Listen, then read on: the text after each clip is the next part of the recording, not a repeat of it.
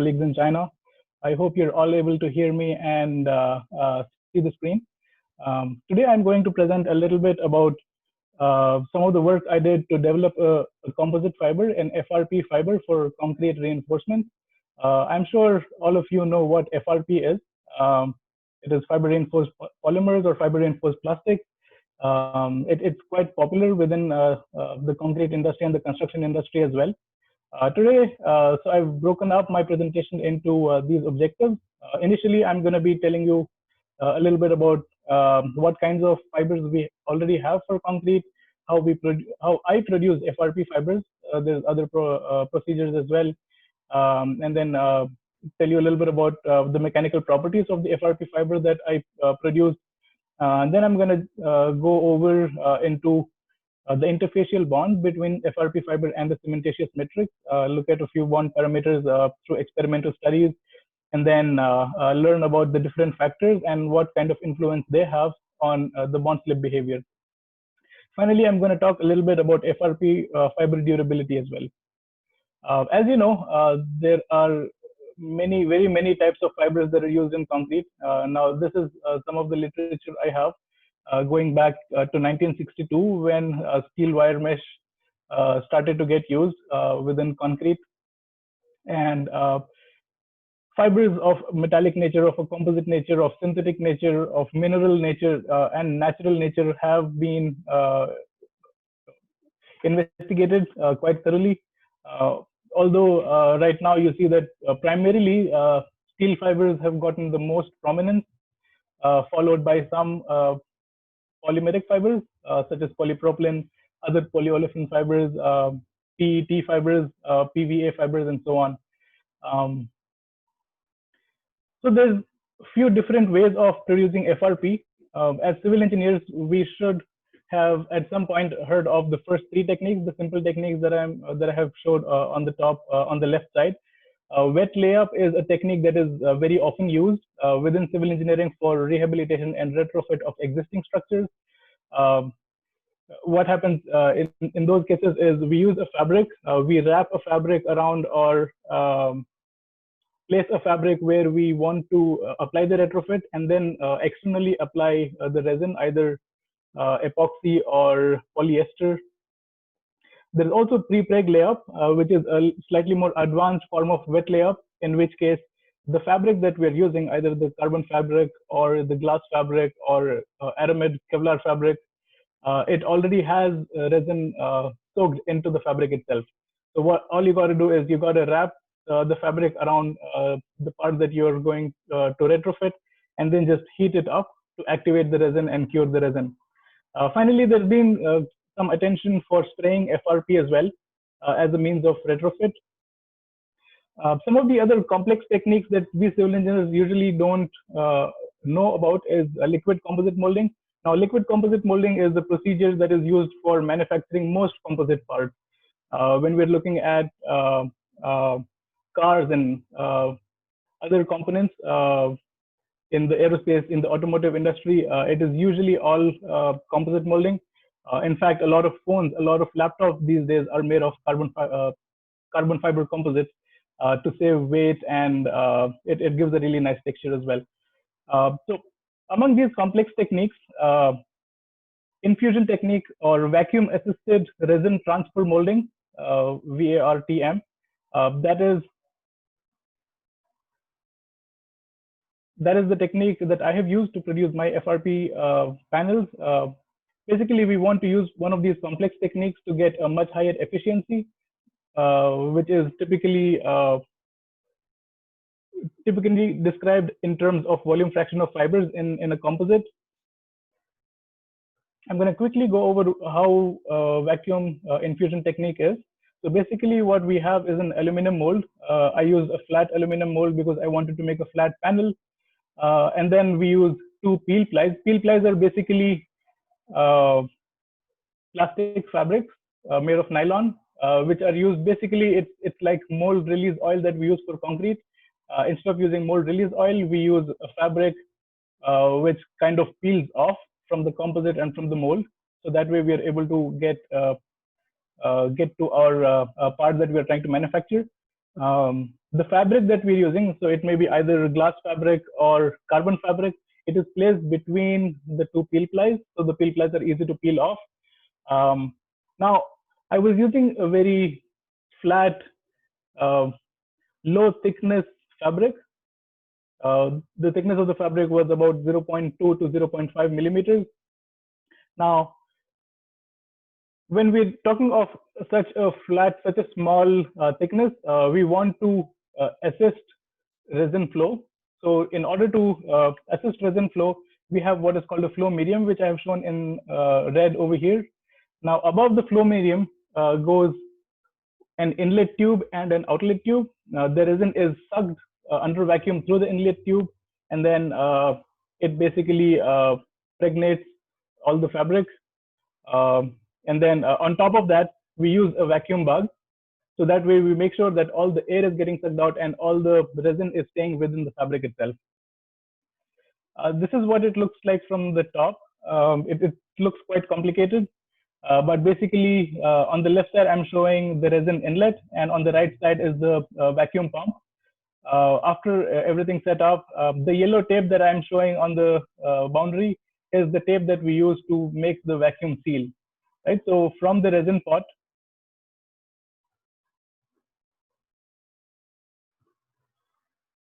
this is where the resin gets sucked in.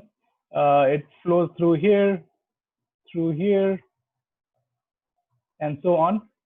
And then all of this fabric under here gets impregnated, and then it is sucked out from here. Right. So this way, all of this area is under vacuum, and everything gets impregnated in a very uniform manner.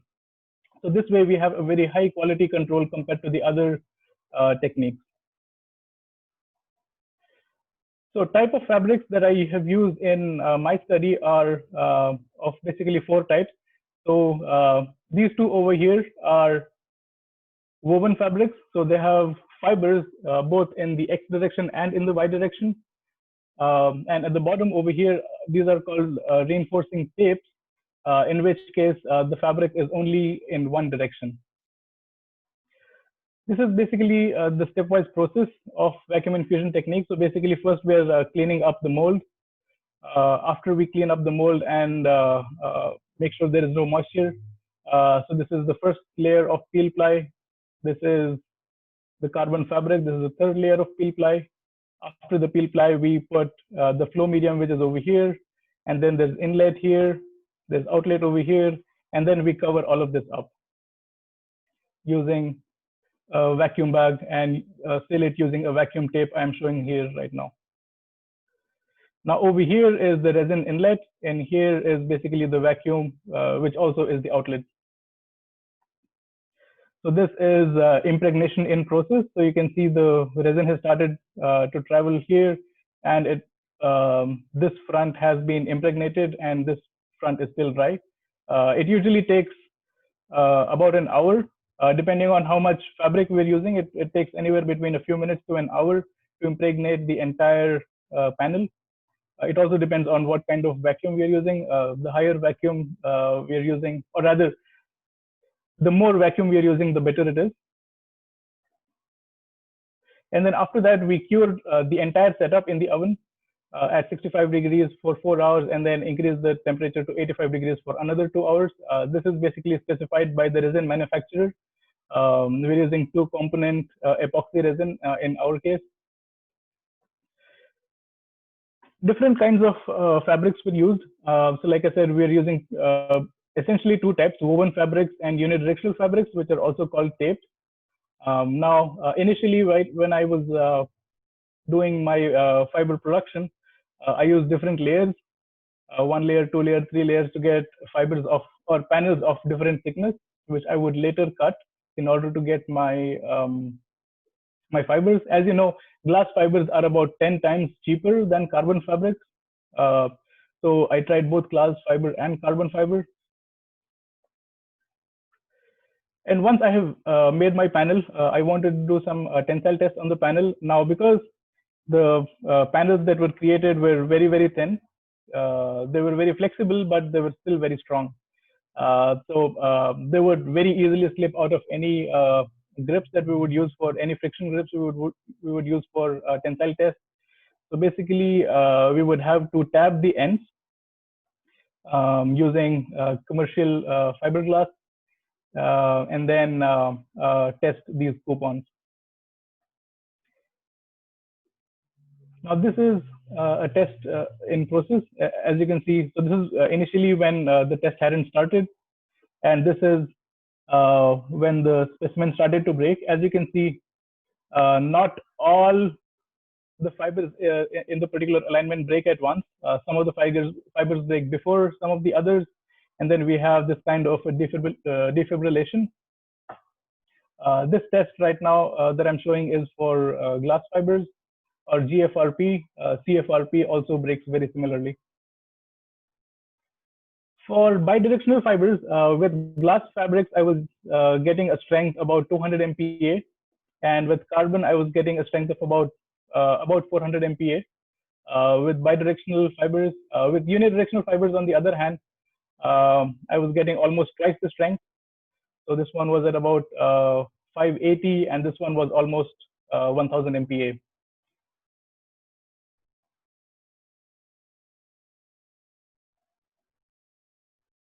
So these are the tensile test results of the GFRPs and CFRPs.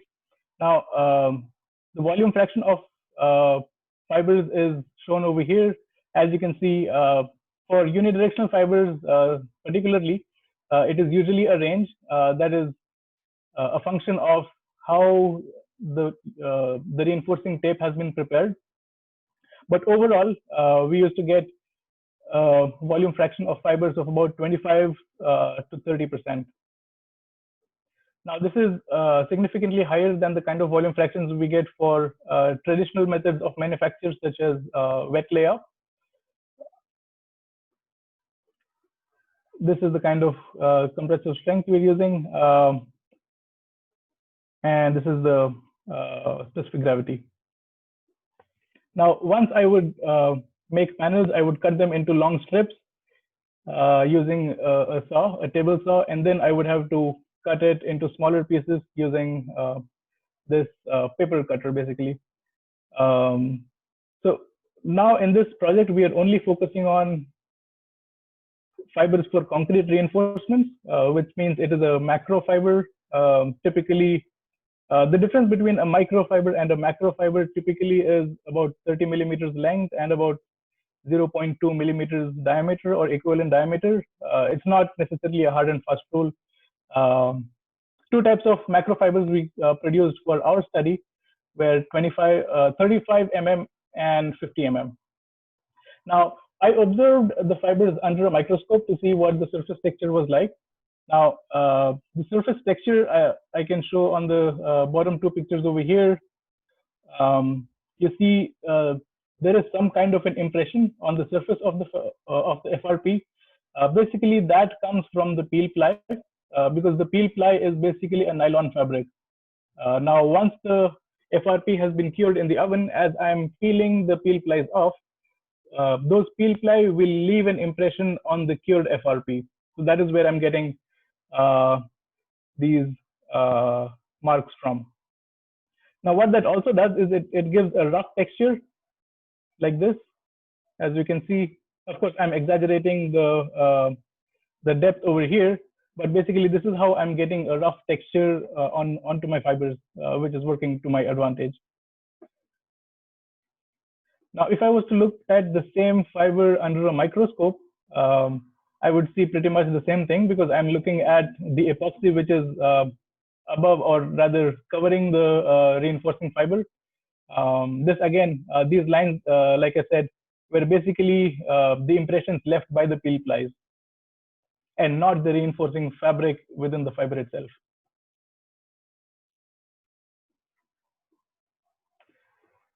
So this is an SEM picture of a fiber that is embedded in cementitious mortar.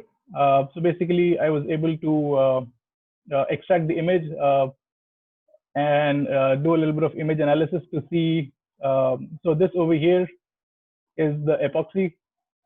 whereas these round over here are the glass fibers. This was basically done as a means of quality control, seeing how good my panel is. As you can see, especially with the unidirectional GFRP fiber, I would sometimes get voids like this. That is just because that is how the GFRP has been manufactured. Right? If there is a gap between, let's say, two bundles of glass fibers, which there was in the reinforcing tape I was using, I would get voids like this. But overall, there was a good agreement between theoretical calculation that led to my volume fraction and the volume fraction I calculated using image analysis. The second part of my presentation is to do with the fiber pullout from cementitious matrix. So basically, we're using dog bone shaped specimen where the fiber is placed between, right in between, and then there is a slit, a plastic separator while casting, and then we're using a quasi-static, a screw-driven displacement control setup to basically pull the two ends of the dog bones out, two halves of the dog bones out, and then this is a picture of test in progress, and then monitor the load and displacement. So the mortar I used was made of general use Portland cement with a water to cement ratio of 0.35 and cement to sand ratio of 1:1. On the left side, I'm showing the bond slip curves of the GFRP fiber, and on the right side is the CFRP fiber. These are both 50 mm fibers. As you can see, I hope you can see the black curve in between, which is the average. Now with GFRP fibers, I would do 10 tests to obtain the average, but out of the 10 tests for GFRP fibers, I would observe fiber fracture on an average 3 of the fibers, and the fibers would pull out on the other 7. So it kind of means that when I'm doing my bond slip test, I'm stressing my fibers to its absolute limit, almost its absolute limit. And of course, I mean, there is going to be a little bit of variation in tensile strength of the fiber itself. So some of the fibers would pull out, whereas some others would fracture. With CFRP fibers, on the other hand, all 10 fibers would pull out. Now, this is the average bond slip compared to traditional commercially available fibers. So here on the right side, I've shown pictures of what the fibers actually look like compared to the other industrially available fibers.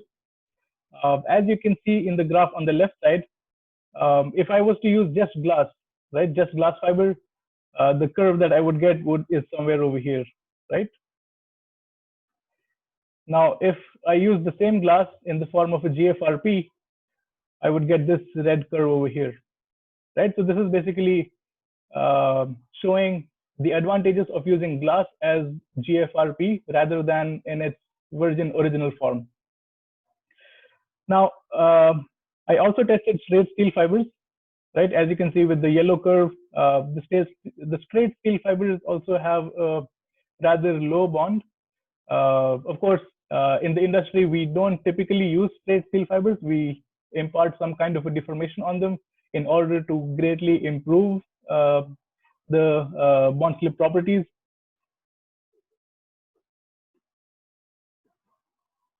Now, there's also PVA macrofibers we use sometimes within concrete. Now, PVA microfibers are very popular. They have an excellent bond with cementitious matrix. So it's been used very widely when we're using cementitious mortars, ECC, EDCC, geopolymers, and so on. But when we look at PVA macro fibers, the pullout response is not as good compared to PVA microfibers. Now, PVA macrofibers I'm showing in this purple line over here, right? As we can see, the GFRP fibers are far, far better in terms of typical bond slip response when compared to PVA macrofibers. The only fiber that comes close is the polypropylene macrofiber, but as you can see, the polypropylene macrofiber is highly deformed. So it's a very highly crimped fiber. which basically gives it a very high bond stress. With GFRP and CFRP fibers, the red curve that I showed was the curve for GFRP fibers. The blue curve over here, this one over here, the one that goes over here. So this is the CFRP fiber. So typically, I've seen a slightly better response with CFRP fibers compared to GFRP fibers, but the trend is very similar.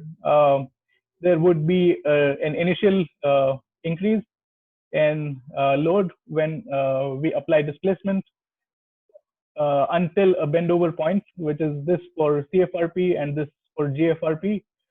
Beyond this bend over point in which the initial bond is lost, the frictional bond would take over, and because of the rough texture, that would greatly benefit the bond slip behavior of GFRP and CFRP fibers, both before the initial bond is lost and after the initial bond is lost.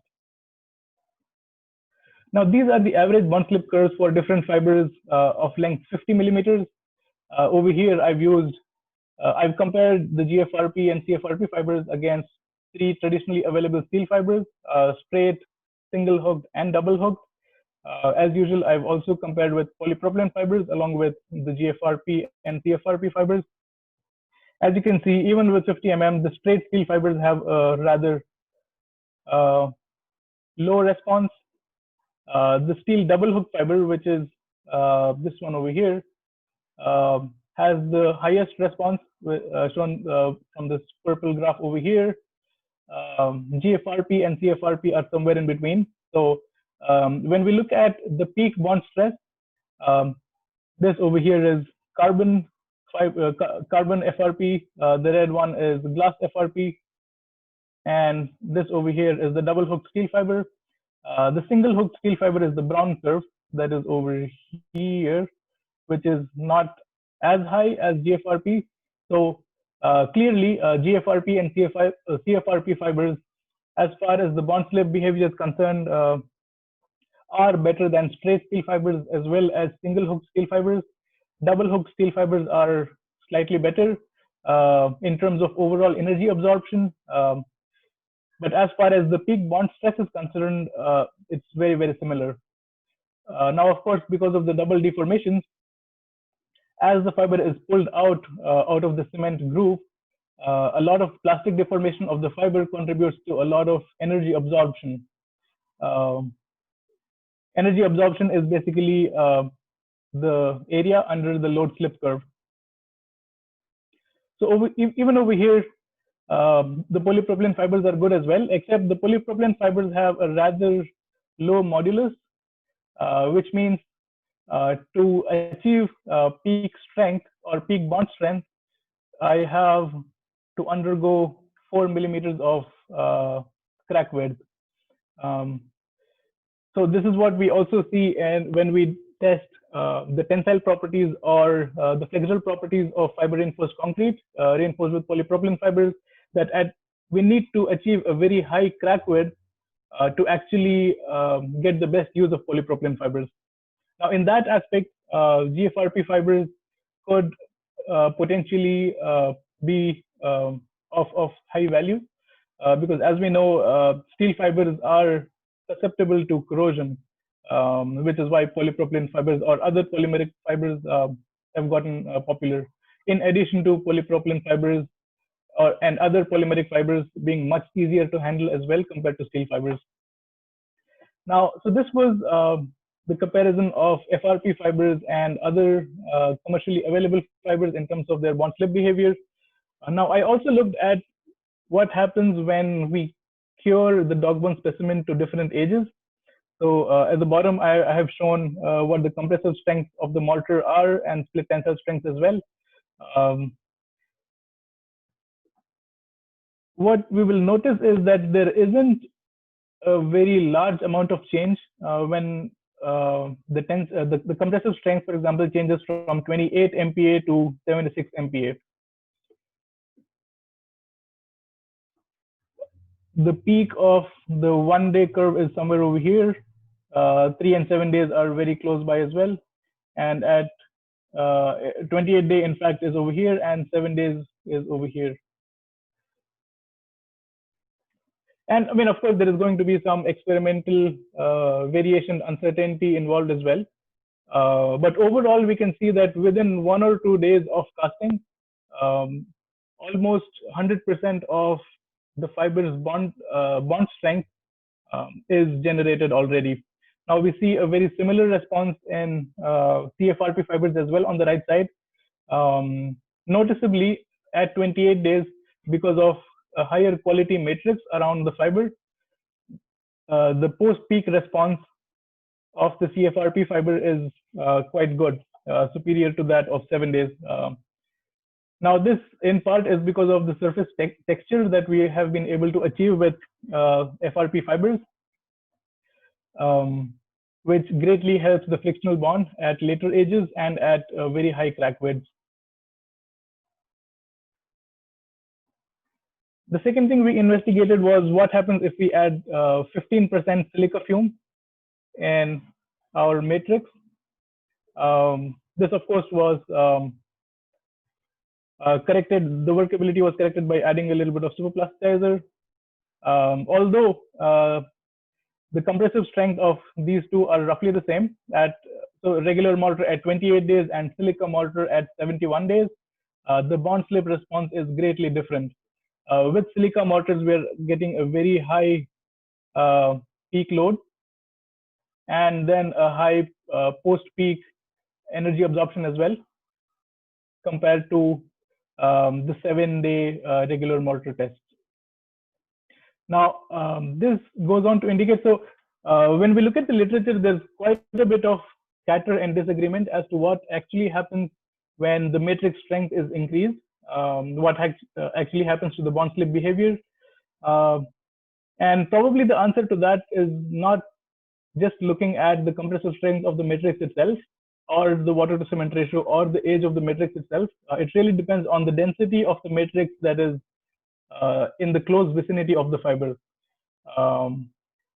Of course, that also depends on the surface texture of the fiber. Smooth fibers we've seen in literature are rather less sensitive to how good an elastic bond there is. Deformed fibers, on the other hand, undergo quite a bit of abrasive action between at the interface between the fiber and the matrix. So a higher, denser matrix, irrespective of the compressive strength, will almost always give a higher bond slip response. Now, these are SEM images of fibers after being pulled out from different matrices. Now, what we can see on the top is pull out of a regular mortar. On the left side is GFRP, on the right side is CFRP. As you can see, there is partial delamination of the epoxy when it is being pulled out of regular mortar. CFRP does not show any delamination, but of course these are only one fibers that I've tested at random. With silica fume mortar, on the other hand, that we can see at the bottom, there's almost a complete delamination, which I could see with my naked eye, of CFRP fiber, and even with most GFRP fibers, they were greatly damaged. Now, I also looked at what happens when I use fibers at a different inclination. As you know, when we're using fibers in concrete, they are randomly disposed in 3D orientation. So I looked at inclination ranging from 0 degrees to about 40 to 45 degrees for both types of fibers. I also used an intermediate inclination, which I have called over here low inclination. Looking at GFRP fibers, as we can see, the response is quite similar, except on the table down below, I have shown the failure pattern as well. So what we can see is with aligned fibers, if there was 30% fiber rupture and 70% fiber pullout, at high inclinations of about 40 to 45 degrees, we get about 90% fiber fracture, and only about 1 out of every 10 would pull out. Now, this is due to various reasons. There's usually a very high snubbing friction um, between the fiber and the matrix when I'm using a very high fiber inclination. Also, the bending stresses within the fiber itself also reduce its tensile capacity. So a combination of the two has resulted in a lot of fibers actually fracture after partial pullout. Now, with CFRP fibers as well, at zero inclination and at low inclination, we have all the fibers that were pulled out. The blue graph over here for aligned fibers, the red graph for um, low inclination. Typically for steel fibers or a lot of polymer fibers, what we see is if the initial bond between the fiber and the matrix is below optimal, in those cases, we see an increase in pull-out resistance. But if, let's say, for example, with a highly deformed fiber, if the fiber matrix interfacial bond was already close to the optimal, oftentimes we either see matrix splitting, matrix pulling, or we see premature fiber failure because of very high bending stresses. And that is what we also see with FRP fibers, CFRP fibers as well. Initially, we get a very high response shown in the purple graph and in the green graph. But as the crack width increases to about, let's say, 3 millimeter or longer, that imparts very, very large bending forces within the fiber itself, which results in premature fiber rupture.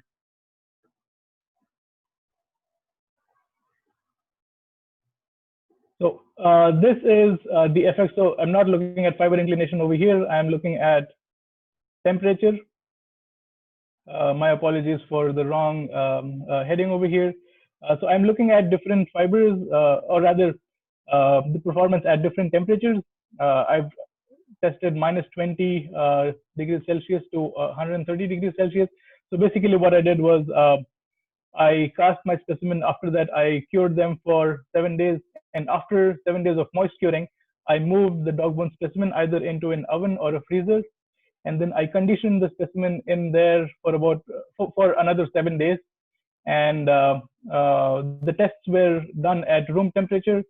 I would pick up my specimen out of the oven or the freezer just immediately before I was going to test. Now, at low temperature, you'll notice both GFRP fiber and CFRP fiber have a very high peak load, peak strength. Now, in case of GFRP, we also see an increase in tensile properties of the FRP fiber itself. Because typically, so let's say at 20 degrees, when I was talking about the bond slip behavior, the typical bond slip behavior at room temperature, I mentioned that 3 out of the 10 specimen on average would rupture, whereas 7 would pull out, indicating that the bond between the fiber and the matrix is near optimal, meaning that the fiber that is embedded in the cementitious matrix is being stressed very close to its tensile capacity. Now, I am being able to break the same fibers. So again, with at minus 20 degrees with GFRP fibers, I had 60% of the fibers that broke and 40% of the fibers that got pulled out. So at minus 20 degrees, I have a much higher tensile capacity of the FRP itself. And in addition, I also have a very high bond between the fiber and the matrix. Now, this can be for many reasons. We know that the water that is in the cementitious matrix itself freezes over. And because of the freezing of the pore water, we get typically a higher response in terms of compression, test or bond test at lower temperatures when all the microstructure is still frozen.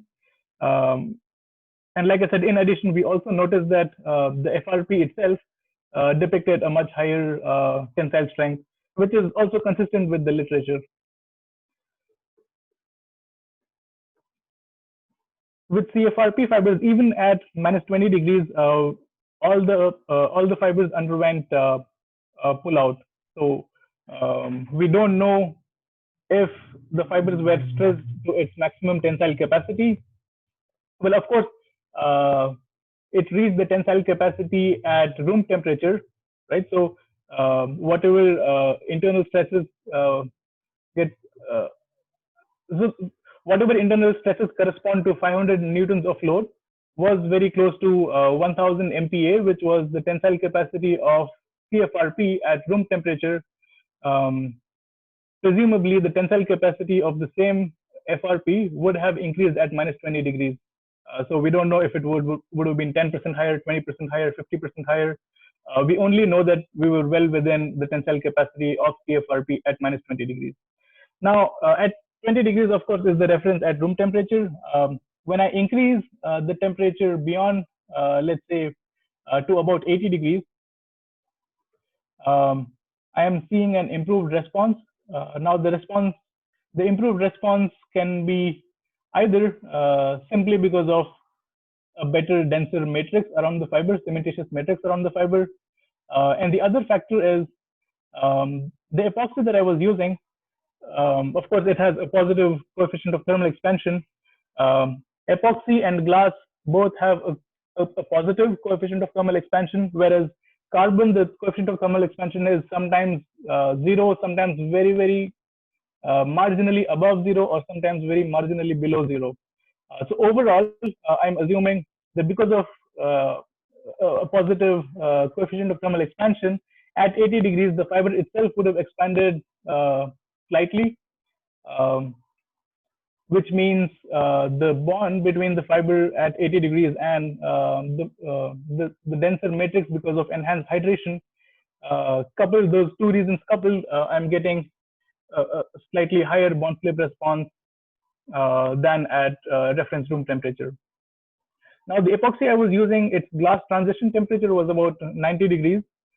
So when I would condition my specimen to a much higher temperature, so let's say 130 degrees, in which what I've shown in the graphs over here, the bond slip response was significantly weaker, as expected. This could be because of fiber degradation, because we have crossed the glass transition temperature of the fiber itself. Of course, 130 degrees is not something a structure would typically see, but it is something that a structure would see in case of a fire, or in case we were using the fiber specifically for, let's say, mining applications, where we would expect hot water, steam to come in contact with our concrete.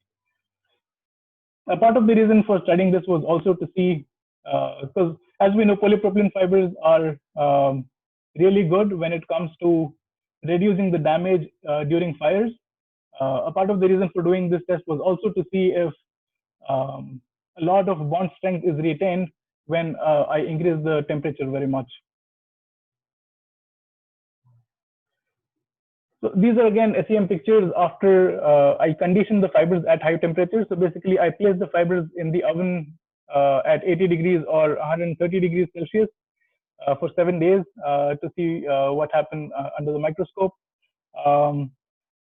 With GFRP fibers on the right side, I see some surface cracking, but it's not much. At 130 degrees, on the other hand, I see significant surface cracking in the same direction as the reinforcing fibers are. So in this GFRP, for example, all the glass fibers are in this direction, and even the crack is in the same direction. Same thing for the carbon CFRP fibers, all the fibers are in this direction, and naturally the crack propagation is also in this direction. Again, these were only surface cracks. I couldn't see much beyond the surface of the fibers. But visually, I couldn't see any physical damage. I could only see some cracking under the microscope. Again, this is because of the different coefficients of thermal expansion in, let's say, the X direction and in the Y direction. Because of the reinforcement in this direction, it's very, very strong, so I wouldn't see any cracks over here. But the strength of epoxy is significantly lower. So when it wants to expand laterally, it has all the there isn't anything that is restricting the lateral expansion, which leads to these cracks along the fibers. Finally, I also want to talk a little bit about the effect of loading rate on the bond slip behavior. So I use a pneumatic setup, which uses a pressurized piston to pull this half of the dog bone down. So basically, this is how the dog bone is mounted. It's the same dog bone specimen that I use for quasi-static tests.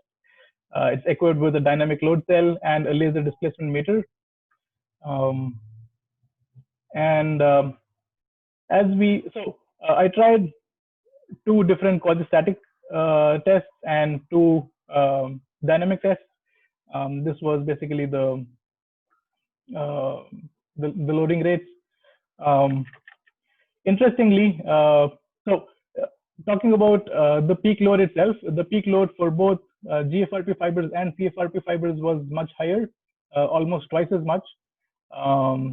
At quasi-static, it's about over here, and with dynamic, it's about over here. So almost twice as much.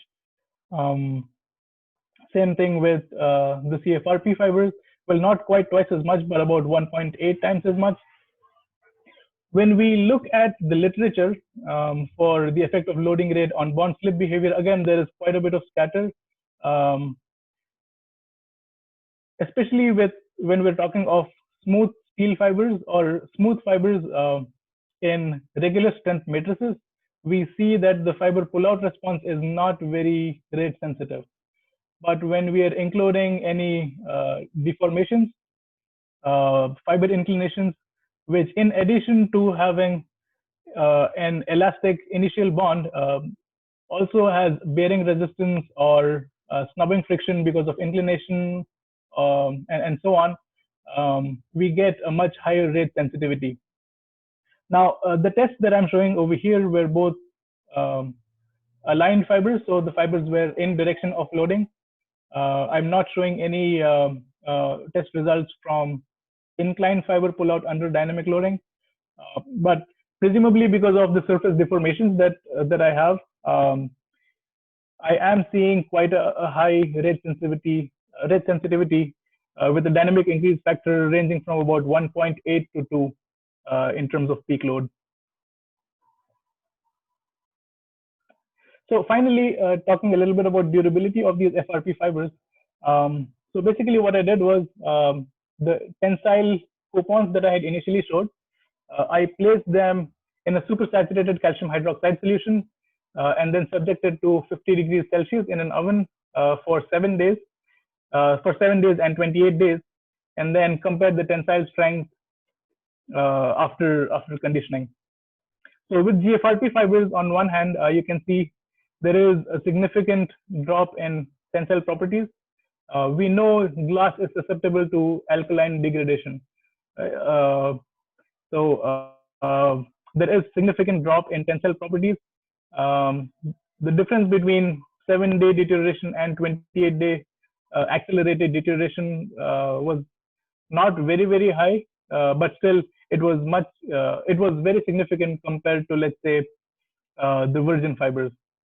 Almost a 30% drop in tensile properties after 28 days of accelerated deterioration. Now, supersaturated calcium hydroxide solution gave me a pH of about 12. And at 50 degrees for 28 days is, as we know, a very harsh conditioning. Regardless, for CFRP fibers, on the other hand, the difference was pretty much nothing. The change is just because of some experimental uncertainty within. So the tensile response was within plus or minus 5% of the reference virgin samples. So to conclude, I think CFRP fibers are, as we expected, CFRP fibers have a good resistance to alkaline degradation compared to GFRP fibers. Finally, what I also did was the FRP fiber itself, I conditioned in the same way as I conditioned the tensile coupons. So I immersed in a supersaturated calcium hydroxide solution, which had a pH of 12 at 50 degrees. I conditioned those for 7 days and 28 days, both GFRP fibers and CFRP fibers. And what I can see, talking of GFRP fibers first, the bond slip response of GFRP fibers after 28-day exposure, as we can see from the purple graph, is noticeably smaller, noticeably different or degraded from the reference blue curve, which is from the virgin fibers. With CFRP fibers, on the other hand, the change in bond slip response was much smaller. So overall, it is difficult to conclude anything from these pull-out tests after conditioning the fibers in an alkaline medium. But there isn't necessarily a reason to believe, at least with CFRP fibers, that I will be expecting a much poorer bond. Maybe further investigation can be a little more conclusive, but at this stage, we are not able to conclude if the CFRP fibers will undergo alkaline degradation, even though the conditions that we used was very, very harsh. So with this, I would like to conclude my presentation. I would like to thank you all for your attention. Hopefully this was interesting. If you have any questions, I'm happy to answer or try to answer. If you have any questions for later on, you can contact me on my email ID over here. And if you want to go through in detail about the overview of the presentation that I actually did, we've published a few papers. And of course, you can get in touch with me if you still have any more questions. Yeah, thank you very much.